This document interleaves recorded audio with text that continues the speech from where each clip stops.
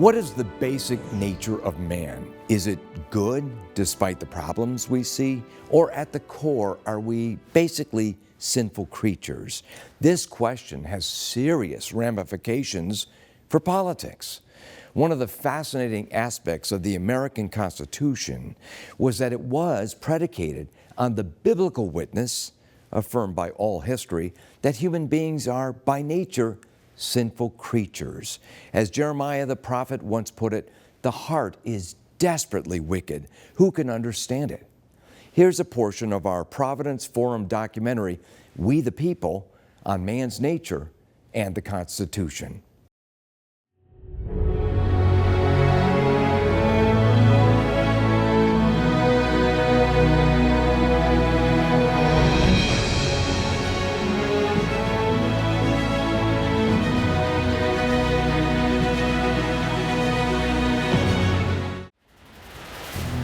John Adams saw every man in power as a ravenous beast of prey who must be checked, controlled, balanced by other governmental powers. Catherine Drinker Bowen.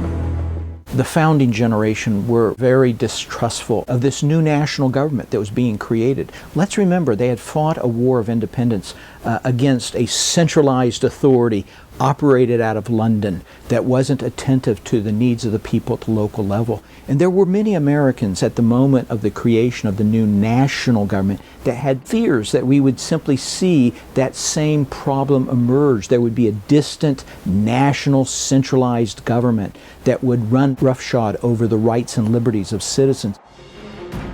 There is scarce a king in 100 who would not, if he could, follow the example of Pharaoh. Get first all the people's money, then all their lands, and then make them and their children servants forever. Ben Franklin. The genius of the founders and what makes America what it is and what it has been by God's grace for 240-something years is their idea that we need checks and balances because the biblical view that man is fallen is inescapable. Somehow you need to have a check on power. How do you do that? Well, they said separation of powers is the main way that we will do that. Well, the notion of separation of powers again goes back to the Old Testament. As the Jews put it, in the covenant you have 3 crowns: the monarchy, the priesthood, and the prophets.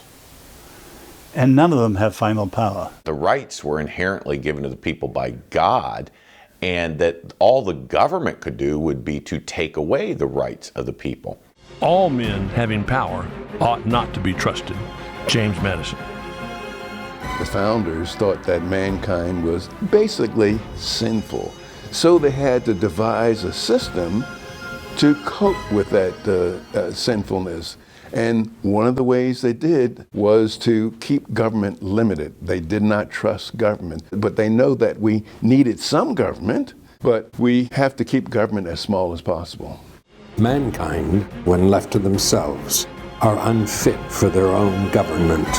George Washington. Till the millennium comes, in spite of all our boasted light and purification, hypocrisy and treachery will continue to be the most successful commodities in the political market. Alexander Hamilton. One of the keys to understanding the Constitution is its emphasis on dividing power so that no one person or group of people could lord the power unto themselves.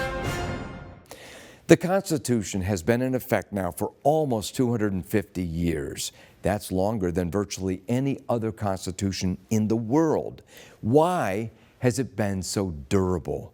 Because it was based on the biblical witness of the sinfulness of man. Therefore, power was to be separated. An interesting contrast to the American Constitution was the false promise of Marxism.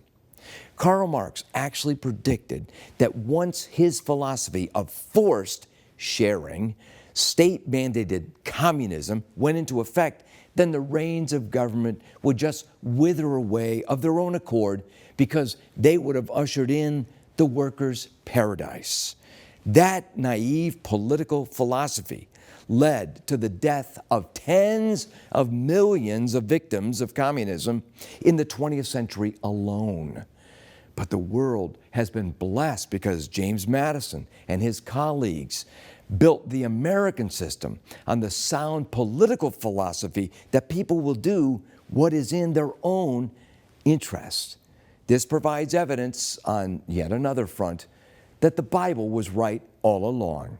For Providence Forum, I'm Dr. Jerry Newcomb.